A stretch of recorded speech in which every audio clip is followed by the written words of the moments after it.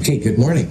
Happy Friday. I hope you're all having a good, somewhat wet, somewhat wintry day out there, but I am glad to have you here and stuff and have a good weekend. Monday at 1:10 p.m., when you come to lab, you'll turn in the chromatography lab that we did on Monday. Problem set number one, I'd like to have you bring it with you. Now, you don't have to have problem set number one totally polished up, but at least try the problems, all right? And then on Monday, we will go over all of the problems. We'll put some problems on the board. We'll talk about how to solve them, stuff like that. You will self-correct your work, which is absolutely important to me. So you'll do all that before you turn problem set number one in. And hopefully that will get you ready for quiz one.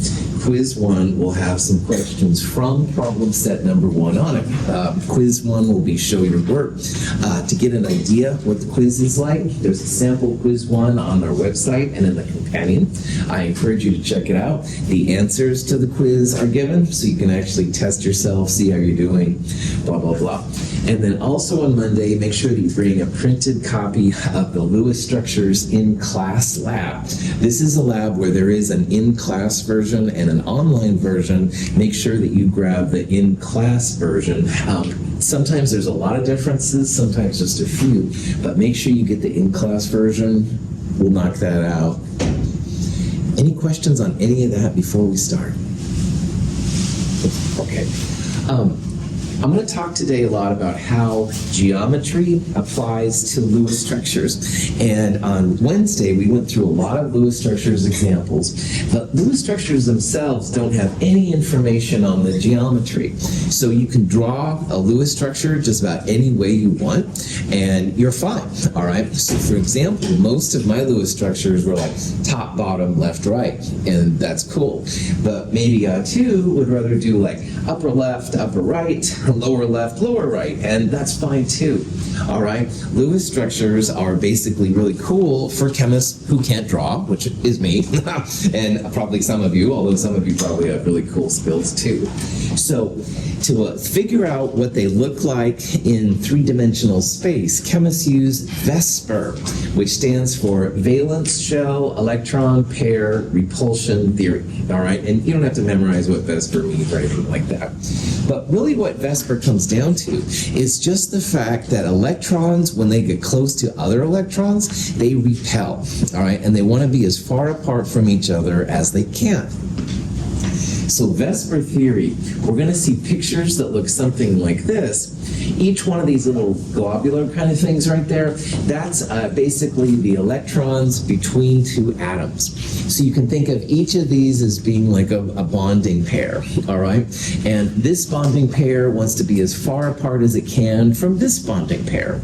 So if you have just two bonding pairs, they're going to be right across from each other. They'll be 180 degrees apart from each other. But if you have three pairs, they'll be trigonal planar. They'll be more like 120 degrees, and et cetera, et cetera.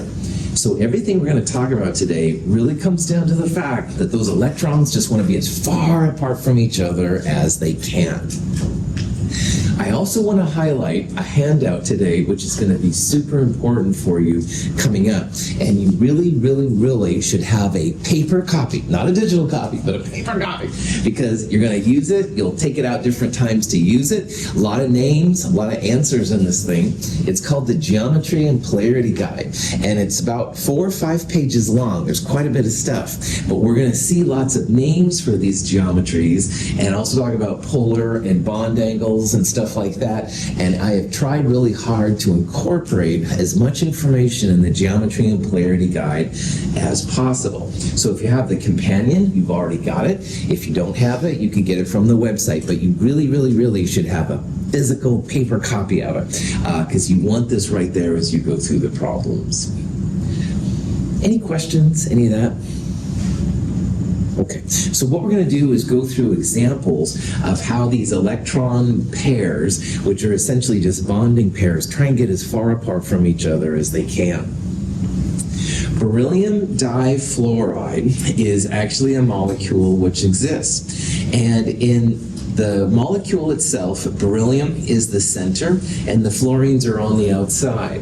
Now, fluorine, beryllium, that bond right there, that's a pair of electrons, and it wants to be as far apart as it can from this pair of electrons in that bond, all right? So again, the closer they get together, the more they repel. So you get the maximum separation if they're literally right across from each other, 180 degrees.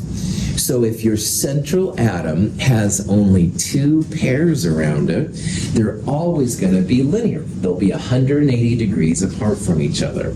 Because if we move this F, say, down here to 90 degrees, you'd start to have more negative interactions, and it would destabilize the molecule.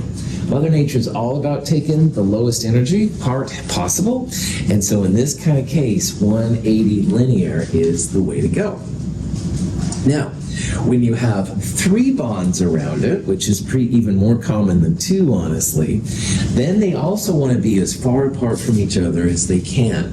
So the way to get the most distance between the three bonds now, for example, in boron trifluoride, which we looked at on Wednesday, the 1, 2, 3 bonds, maximum distance between them if they're 120 degrees from each other. A circle has 360 degrees, so 360 divided by 3 is where the 120 comes from. And sure enough, all of these three bond systems turn out to be trigonal planar. So trigonal planar is the name we're going to use when your central atom has three types of electron pairs around it. And most of the times they'll be connected to other atoms, but you could have, for example, a lone pair right there. As long as you have three things around the central atom, trigonal planar is the way to go. Any questions so far on this? Now, the next one is something that has messed with chemists since chemistry was around. Because if you have not 2, not 3, but 4 electron pairs, it's very tempting to think that you would have 90 degree, 180 degree angles, all right? And if that was the case, chemistry honestly would be a lot simpler. However, if 90 degree angles is the best you can do with a flat molecule, and you have to remember that everything in science is about the energy, you actually get further separation when you get to what's called a tetrahedron. Now, a tetrahedron is a 4-sided kind of piece. So in the middle of the tetrahedron will be our central atom, and each corner of the tetrahedron would be an outside atom. And so when you have 4 atoms around a central atom, or 2 lone pairs and 2 atoms, or any combination there are, you can do better than 90 and 180. You can get to 109. And believe it or not, that makes a huge difference when it comes to these kind of molecules. So 109 angles, further separation of those lone pairs. So the tetrahedron or tetrahedral geometry is what's used when there's 4 pieces around it. This is CH4 methane, which is in natural gas, what we use for Bunsen burners and stuff like that. Lots and lots of examples of tetrahedral systems. And we're going to see that tetrahedral has some really interesting possibilities and stuff as we go through this course. But just realize that why the tetrahedron exists is that instead of having 90 and 180 like in a cross or an X, you can get better separation, 109. So it kind of relaxes the molecule more than if you had 90s and 180s. Any questions on that? So when you're talking about a molecule and you want to apply VSEPR to it, you first start by just drawing the Lewis structure. So the other day we looked at ammonia, NH3. This is the Lewis structure for NH3. I'm sorry? The last one you showed us, tetrahedral. Tetrahedral? Yeah.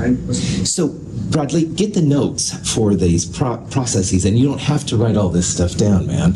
But it's TETRAHEDRAL. You can also look it up in the Geometry and Polarity Guide, yeah. But if you have the notes that way, then you don't have to write all this stuff down. Because I know these names are weird and stuff. It's like another language we're learning and stuff. So. Cool. All right, so NH3, we drew the Lewis structure the other day. It's a nitrogen with a lone pair on it, as well as 3 bonding pairs, all right? And so this is the structure we drew. We talked about it, how there's the bonding angles and stuff like that. Now, what we can do now is apply geometry to it. And if you look at this nitrogen has 1, 2, 3 bonding pairs of electrons around it. Those are bonding pairs, and it has 1 lone pair. So around this nitrogen, there are 4 clouds of electrons. And those clouds are basically just big negative sources of energy. And those energies want to be as far apart from each other as they can. So if you have those 4 clouds, that's where, once again, we're going to get back into the tetrahedral geometries like Bradley just asked about. And tetrahedral is a better orientation for the angles than if you had 90s and 180s. 90s and 180s, you'd start to have a lot more overlap between the lone pair, for example, and this bonding pair, or these 2 bonding pairs. But keeping them at 109 just separates them a little bit more. So again, this is where now pictures come in really handy. This is closer to what the ammonia molecule looks like. You've got a big lone pair on the top and 3 H's down there at the bottom. So you can see that if the lone pair wasn't there, it looks a little bit like a 3-sided triangle. And we'll talk about that in a little bit. So if your central atom has 1, 2, 3, 4 clouds around it, the electron pair geometry is called tetrahedral. And electron pair geometry incorporates the lone pairs as well. So you can kind of see like what the molecule looks like unto itself. However, we're going to see that sometimes it's kind of cool to think about what the molecule looks like when the lone pairs are invisible. Because electrons, as we talked about last term, are basically just waves of energy, all right? And if we were down on that level of the molecule, we wouldn't really see anything on that. So we're also going to refer to the molecular geometry. Now, molecular geometry is literally just what the molecule would look like if the electron pair is invisible. And technically, they kind of are, because they're just like shimmering little waves and stuff. We probably wouldn't even see anything. We would see the NH bonds, but we wouldn't see the lone pairs. So, when you're describing the geometry to other chemists, there's 2 terms that are used. Electron pair geometry is what the molecule looks like if the electrons were showing, essentially. And the molecular geometry is what the molecule would look like if you know the electrons are there, but they're invisible. So chemists call this 3-sided triangle thing here a trigonal pyramid molecular geometry. The Geometry and Polarity Guide talks about all these kind of things and all of these names, and that's why I highly encourage you to check it out. In the Geometry and Polarity Guide, it'll say how many clouds are around your central atom. So nitrogen here has 1, 2, 3, 4 clouds. And of those 4 clouds, 3 are connected to atoms, or their bonding pairs, and 1 is a lone pair. So if you look at that Geometry and Polarity Guide, you'll see that tetrahedral is the EPG, and trigonal pyramid is the molecular geometry. Any questions? Now, water, probably the most important compound of this whole Chem 220 series. If you draw the Lewis structure for water, it's H, the O is in the middle, H is on the outside. Hydrogen can't be in the middle. Oxygen has 2 lone pairs to give it an octet, stuff like that. You can also apply the same VSEPR rules to this thing. And your oxygen here has 1, 2 bonding pairs and 1, 2 lone pairs 4 pairs total. Anything with 4 pairs is going to have an electron pair geometry, which is tetrahedral. So just like the ammonia earlier, water also has an EPG, electron pair geometry, which is tetrahedral. And one of my students one year had to point out that a caltrop, I have no idea what that is. Anyway, it has the same tetrahedral kind of arrangement. I think they use this to poke people's cars out and stuff when they're falling. But anyway, I am a pacifist, don't look at me. But anyway, if you have 4 clouds around the central atom, again, getting them as far away as possible, super important. So tetrahedral. The molecular geometry, though, here is different. And this is going to be really important to us this term. Those 2 lone pairs are there, but they're invisible. So you can imagine that in this diagram, there's a lone pair coming out of the screen, and there's a lone pair going into the screen. But overall, this HOH thing looks like a V. So people call it bent. The molecular geometry is bent. So ammonia had an EPG, which was tetrahedral, and a molecular geometry, which was called trigonal pyramid. Water is tetrahedral EPG, but a molecular geometry that's bent because it has 1 extra lone pair relative to the NH3. Any questions? So here's a molecule, sulfur dichloride, all right? And sulfur dichloride is a sulfur in the middle of the chlorines. And it says, which of the following is the molecular shape of SCl2? Now, molecular shape and molecular geometry are terms that are used and they mean the same thing. So molecular shape, molecular geometry, same thing. So how I would answer this problem is I would start by trying to figure out what the electron pair geometry is there around sulfur. And this sulfur in this diagram has 1, 2 bonding pairs and 1, 2 lone pairs, 4 pairs total. So the electron pair geometry, does anybody remember the name of that? Tetrahedral. Tetrahedral, my man, that's right. Tetrahedral is always 4 pairs, that's right. The electron pair geometry is tetrahedral. Now, when there are 2 lone pairs, those can be like invisible, all right? So we really want to know what the CLS-Cl looks like, knowing that those lone pairs are invisible but present.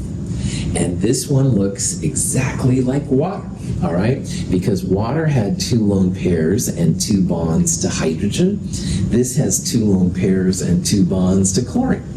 So this is what they also call the bent molecular geometry or molecular shape. There's a bent when you get to 120, that's why that's there. Any questions on this? Okay. Methanol is a type of alcohol. It's one that if you drink it, it makes you go blind, so just say no. Ethanol, which is related, is the drinking alcohol. But anyway, if you wish to draw the electron dot structure for this molecule, notice that there's a CH3 and then an OH. We're going to see CH3 a lot, and that's a clue for you that that CH3 is like 1 unit that goes together. So when you do this, you'll find that there's a CH3 with a carbon, but carbon likes to have 4 bonds. So it's also connected to the oxygen and the hydrogen right there. And notice that when you figure out how the lone pairs go, the oxygen have 2 lone pairs. So the question is here, what are the bond angles of number 1 and number 2? Now this is another place where the geometry and polarity guide can help out because it does list bond angles and polarity.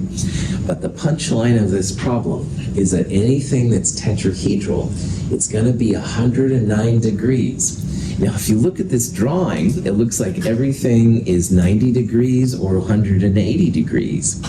But you have to use your chemist's eyes and realize that if you have 4 bonds around a central atom, so for example 1, 2, 3, 4 bonding pairs, that's going to be tetrahedral. And tetrahedral means 109. And the same thing on the oxygen. 2 lone pairs, 2 bonding pairs, 4 pairs total. That's also going to be 109 degrees. So both of those angles, 109 degrees, all right? Because they're tetrahedral, they're not going to be 90 degrees and 180. Our drawings will lie to us, but if you can successfully apply VSEPR, you can do it because anything tetrahedral is going to be 109. Yeah. How do we know that the lone pairs go to oxygen? Cool.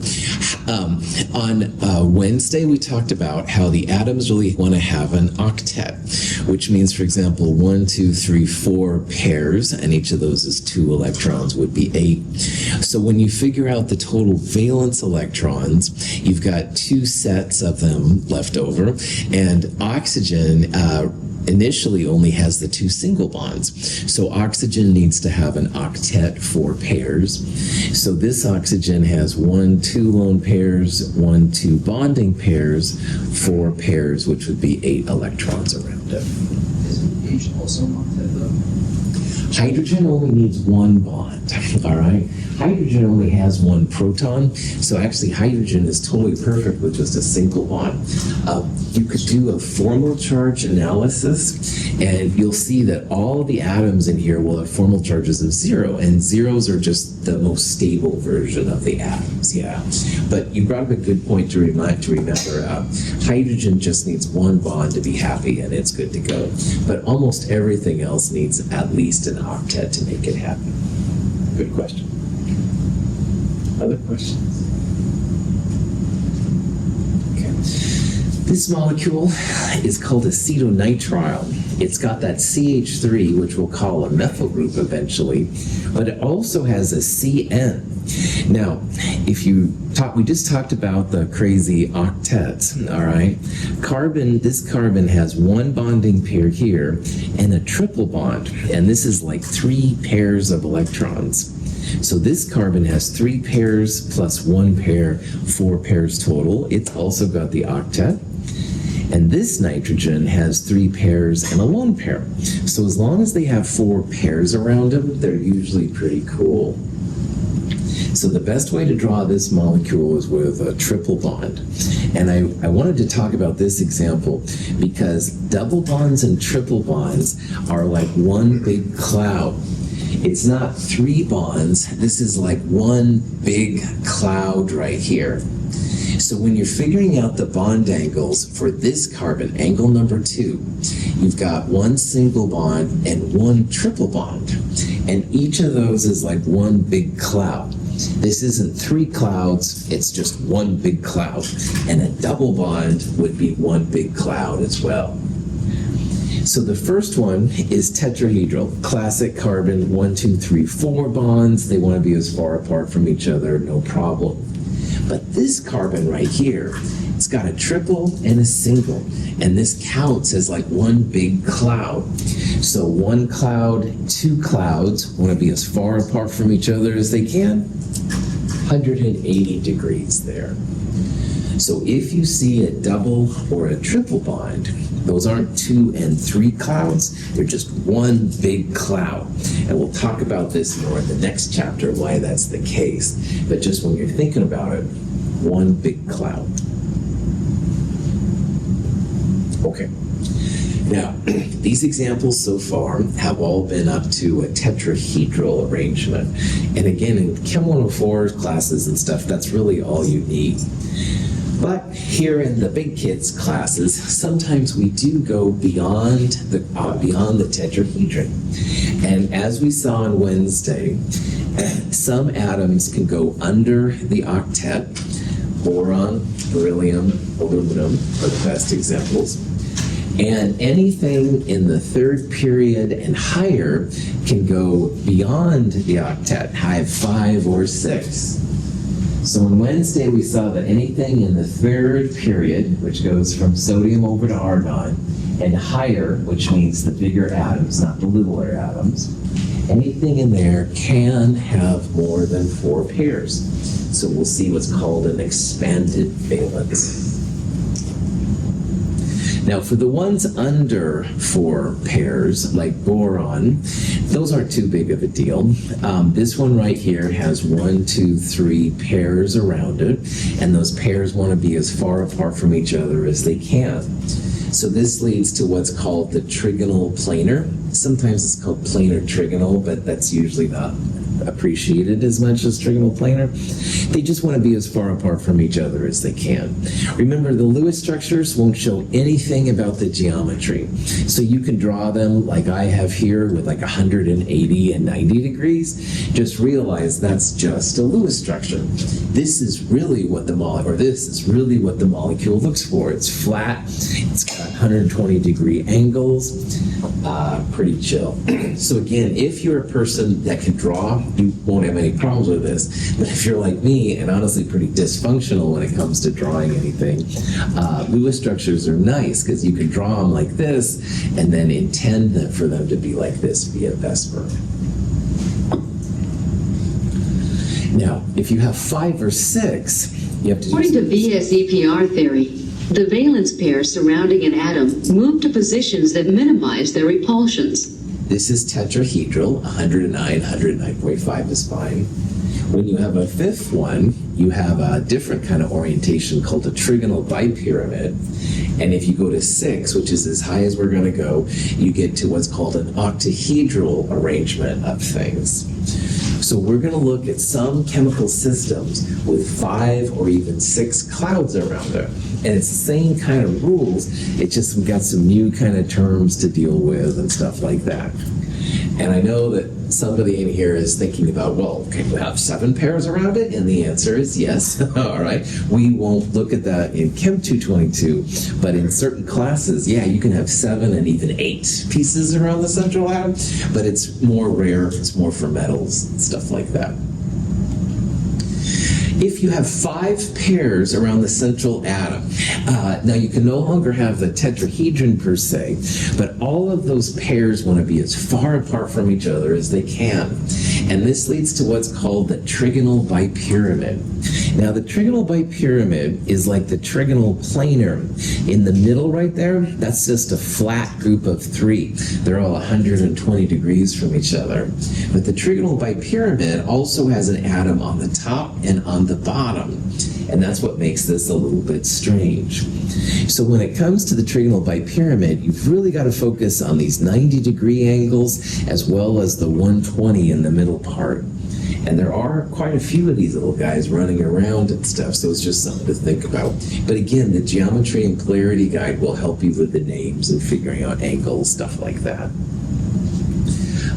In chemistry, octahedral pair geometries are very, very common for metals, but they are also common for the kind of things we're talking about too. In an octahedron, all right, you have 8 parts to each triangle, if you will. There's like a triangle or a pyramid on the top and a pyramid on the bottom. There are 8 faces, that's where the octa comes from, but in terms of what we're dealing with, there's only 6 pieces around the central atom, which is a little weird, I know. So octahedral has 6 atoms around the outside, or lone pairs or whatever, and they want to be as far apart from each other as they can. So the 90-degree angles become really important when it comes to this. If you've played the game Jacks, you've dealt with octahedrons already. Woohoo! It's probably pretty old school, but question. All right. Sulfur tetrafluoride is an example of something with more than 4 pairs around it. And if you look at this, and we did this, I think, on Wednesday, your central atom is sulfur. The 4 fluorines have an octet around the central sulfur. And if you have any lone pairs left over, you put them on the middle atom. And sure enough, this sulfur has 1 lone pair on it. So sulfur tetrafluoride is an example with 1, 2, 3, 4, 5 pairs around it. It has 4 pairs to atoms and 1 lone pair, but 5 pairs total. So if you have 5 pairs total, this is where the trigonal bipyramid name comes from. The trigonal bipyramid is just the name when you have 5 pairs of electrons around it. The lone pair goes in the middle, the other F's go around the outside. This is an example of the trigonal bipyramid. So we would say the electron pair geometry for sulfur tetrafluoride is trigonal bipyramid. And because of this flat part right here, the molecular geometry, which is what it looks like without the electrons, is referred to as a seesaw. Now again, you have to remember that my drawing leaves so much to be desired. But in the old days, like, kids would go to school, and I was watching the Brady Bunch of all things, and they had a seesaw episode. But anyway, that's neither here nor there. But anyway, if the sulfur is in the middle and the fluorines are in these places, that's where the seesaw name comes from. And then the electrons are in the 5th spot, and they should be just kind of shimmering energy, so you don't see them. So in this case, then, this is called the seesaw molecular geometry. And some of these names are really strange. This lone pair takes up a lot of space. That's why people like to put it right there on the seesaw, because it has the most area it can deal with. Questions? Okay. Some of you might have seen the tetrahedral, trigonal planar, stuff like that, but the trigonal bipyramid and the octahedral are often new to students, and that's totally legit. This is an overview of the different molecular geometries that are associated with it. So for example, this is PF5, so there's no lone pairs. If there are no lone pairs, the electron pair geometry and molecular geometry names are the same.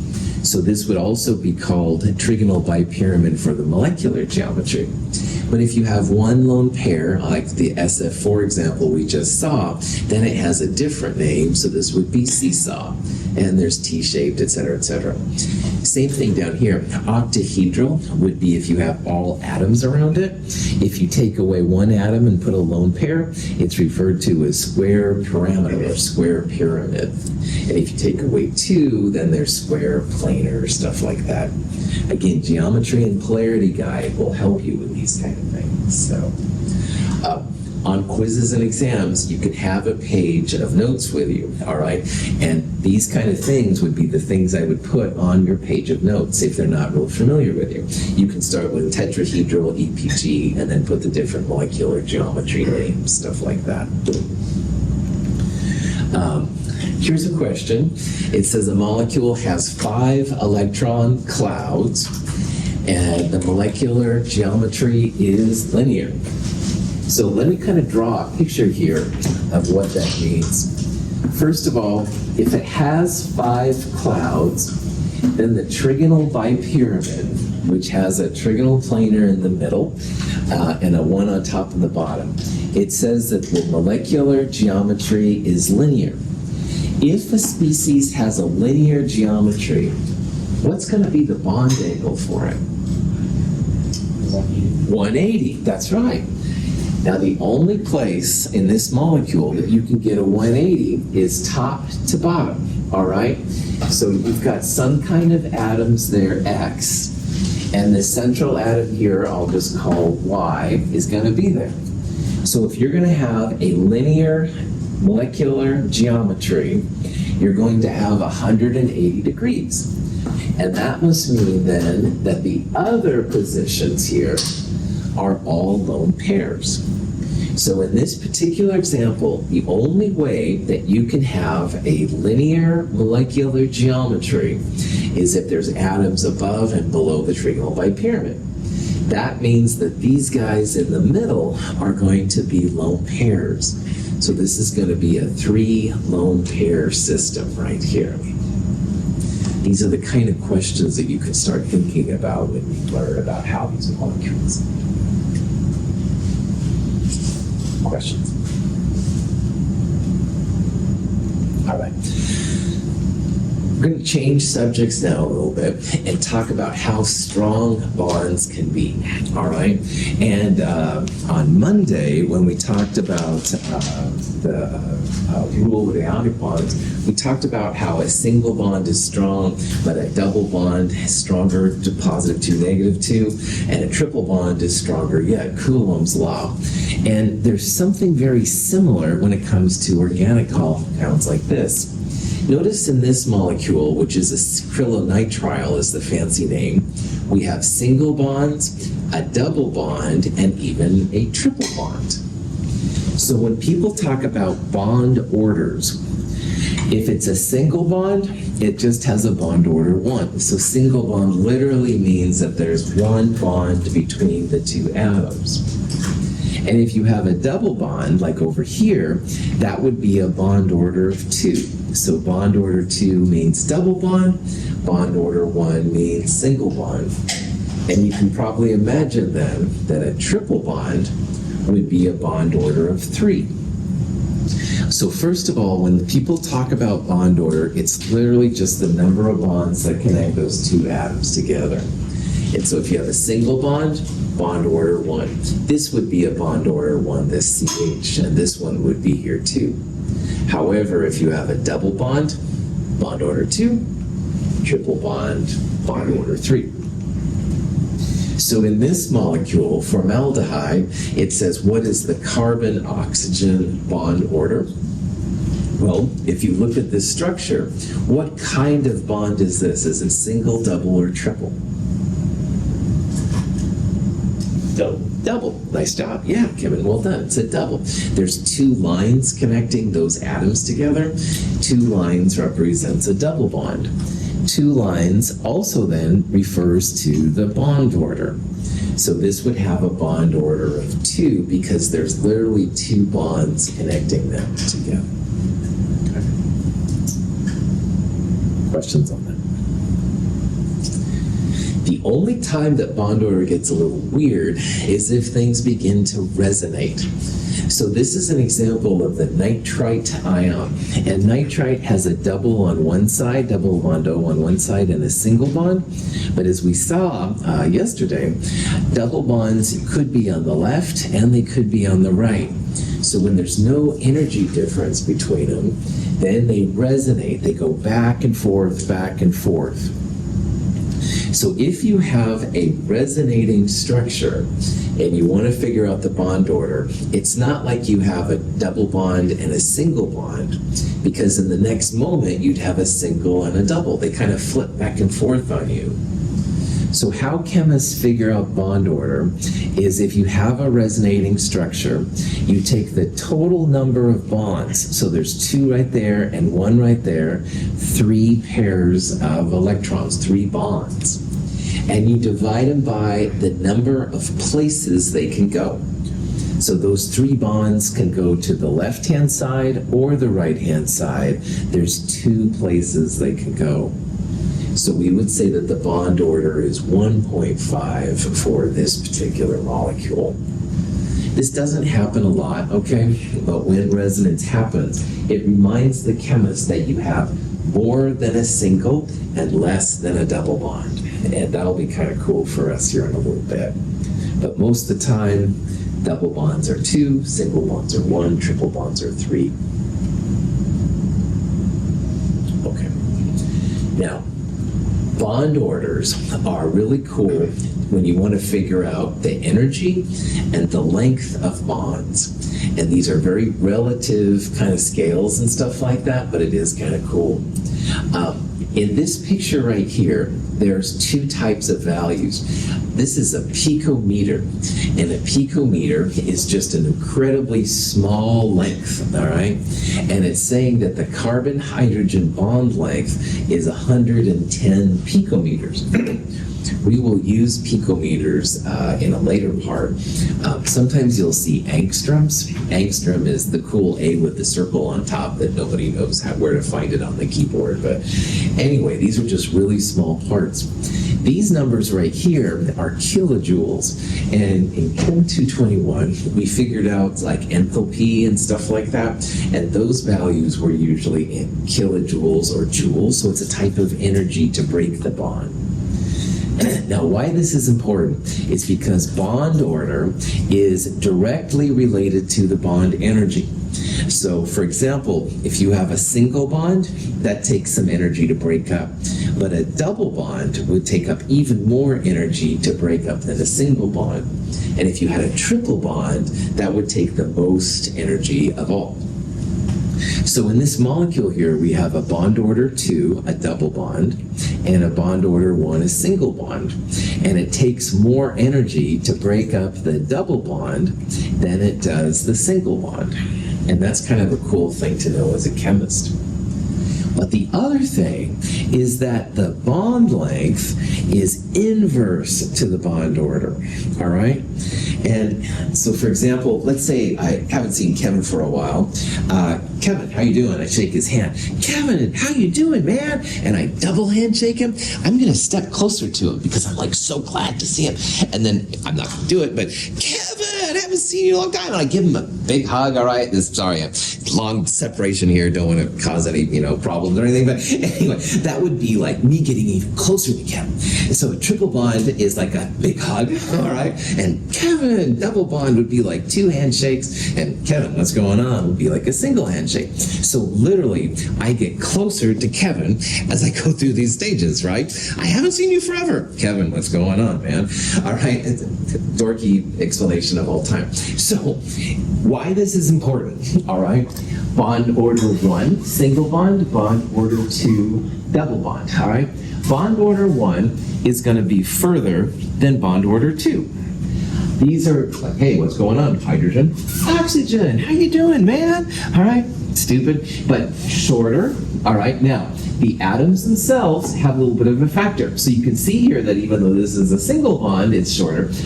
Carbon-oxygen single bond would be longer than this one is right here. But overall, all right, bond order goes up, your energy goes up because you have more and more energy to try and break them up. And overall, bond order goes up, your bond length goes down. They get shorter and shorter with each other. So, a lot of information here, but bond order 1, 2, 3, single, double, triple, all right? As the bond order goes up, it takes more energy to break them up. So a single bond takes energy, but a double bond takes even more energy. On the other hand, bond length goes down as bond order goes up. So, Kevin, what's going on? Kevin, haven't seen you forever. Kevin! Anyway, stupidest explanation probably in the world. Questions on it? Okay, let's look at some better examples. These are 3 examples in angstroms, which is a unit. So it's like a length, okay?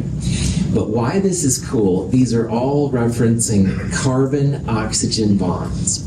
So earlier I said how, oh, Kevin, what's going on? Single handshake. 1.4-ish angstroms, all right? And that's still small, but it's not too small. Carbon-oxygen double bonds, all right? So bond order is going up. Bond order 1 to bond order 2. And notice how the bond length goes down. So it's like, Kevin, what's going on? I get a little bit closer to Kevin as I haven't seen him for a while. This is a carbon-oxygen triple bond. So we're going bond order 1, bond order 2, bond order 3. And notice the values for the length. Longest, medium, shortest. So this one down here, Kevin! Kevin's like, oh my God, I'm glad I didn't sit in the front row today. But anyway, I wouldn't do it to you, Kevin, I promise. But anyway, you get the idea, hopefully, all right? As bond order goes up, 1, 2, 3, bond length goes down. 1.4, 1.3, 1.19. So bond order goes up, bond length goes down. This one is about bond length as well, but all of these have the same bond order. These are all single bonds. HF is a single, HCl is a single, HI is a single. But if you remember from the end of Chem 221, bond sizes get bigger as you go left and down on the periodic table. So on the periodic table, fluorine number 9 is pretty small, and as you go down the column, fluorine, chlorine, bromine, iodine, the atoms themselves get bigger. And as the atoms get bigger, notice how the bond length gets bigger and bigger. So chlorine is a bigger atom than fluorine. That's why we have a bigger bond length. And iodine is a lot bigger than chlorine, so it has an even bigger long bond length. If we went down the periodic table to astatine, number 85, it should have an even bigger HAT bond length than this one is right here. The atoms themselves are literally getting bigger as you go down. So. Finally, Energy of a bond indicates its strength and is measured as the energy required to break the bond. as the bond order goes up, the bond energy goes up. And remember, the chemistry is a physical science, which is all about the energy. So this is a table that we're going to use in problem set number 1 that lists the energies in kilojoules per mole for different kinds of bonds. And what I'd like to do here, let me find a good set of examples. Here's carbon-carbon single, all right? And it has 348 kilojoules per mole. So that means to break a single carbon-carbon bond, it takes 348 kilojoules. Well, down here, this is a carbon-carbon double bond. And it takes a lot more energy, not quite double, but a lot more energy than 348, 614. And here's even a carbon-carbon triple bond, and it takes even more energy yet. So as bond order goes up, bond order 1, bond order 2, bond order 3, the bond energy, the energy required to break the bonds, also goes up. 348 for a single, 614 for a double, and 839 for a triple. So all of these, as bond order goes up, your bond energy goes up as well. More bonds, more energy to break them up.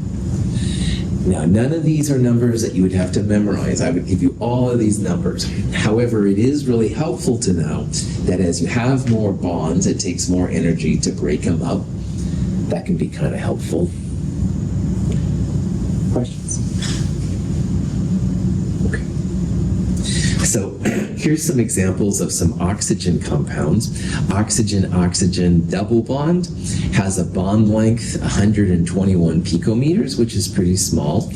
And the energy to break it up is 498 kilojoules per mole, and that's pretty high. Here is an oxygen-oxygen single bond, all right? The single bond is just bond order of 1. So notice that bond length goes up as the bond order goes down. Or if you go from this side to that side, bond order goes up, bond length goes down. But the more bonds you have, the more energy. It's a lot easier to break up the oxygen-oxygen single bond than it is the double bond. Now, ozone is a hybrid molecule. It has a resonance form. You can have a double bond down here, or you can have a double bond right there. So the bond order for ozone isn't 2 or 1, it's a mixture. It's 1.5. So you can see how the bond length then, it's a little bit shorter than the double, but it's certainly, or it's shorter than the double, but it certainly is less than the single. And this is again the function here. We're seeing bond order 1, 1.52, bond lengths get smaller. It doesn't have the energy here, but we would think that the bond order energy would be less than this, but more than this, somewhere in those kind of areas. Yeah. So why could you not have 2 double bonds on the 3O, for instance? Why could you not pull the 2 off the top of the O in the center and make it 2 double bonds? Cool question. Period 2 elements. Carbon, hydrogen, not hydrogen's period 1, sorry. Carbon, oxygen, nitrogen, fluorine, etc. can only have 4 bonds around them. So let's say you took this pair off and you made a double bond, the oxygen would be happy, absolutely. But then this oxygen would have 1, 2, 3 pairs plus this one 4, 5. So it would go beyond. That's a really good question, man. Sulfur does that, all right? Sulfur's a whole different ballgame when it comes to S3 versus ozone. But little oxygen, as well as carbon and nitrogen, only 4. Excellent question. Excellent question. Other questions? Okay. You can calculate the energy of a reaction using these kind of things. So let's look at making hydrogen chloride from H2 and Cl2. Remember that the 7 diatomics, have no fear of ice clear brew, etc., etc. If you have that table of values that we just looked at, then the bonds broken minus bonds formed will tell you how much energy you're going to get out of the reaction or how much energy you have to put in. So the bonds broken are going to be the bonds of the reactants, and the bonds that are formed are the bonds of the products. So you can think about it as either reactant bonds minus product bonds or bonds broken minus bonds formed. Either way is fine. And these are the values from that table for the different kind of interactions. So if you're curious... Hydrogen and chlorine react to form hydrogen chloride. Because the total energy of the broken bonds is less than that of the bonds formed, the overall reaction is exothermic. You can calculate these energies. The HH and the ClCl are the bonds you want to break, so that comes out to be 679 kilojoules. The bonds formed, 2 HCl's, so 2 of these make 862 kilojoules. Bonds broken, this number, minus bonds formed, that number, minus 183 kilojoules. And if you remember from Chem 221, and I don't remember what I had for breakfast this morning, so I certainly don't expect you to remember, but anyway, negative numbers, exothermic, energies released into the system. If this would have been a positive 183, it would have absorbed energy, would have been needed for that to make the HCl. So bonds broken minus bonds formed is the one kind of calculation we're going to do in this section. This is the one time you might need the calculator. I would give you all of these energies. Any questions? Awesome. Thank you for being here. I know it's a Friday. It's not exactly the most exciting day, but I do appreciate you being here. We will look at polarity on Monday. That'll be the last big topic of this section. Thank you for being here. Have a great weekend.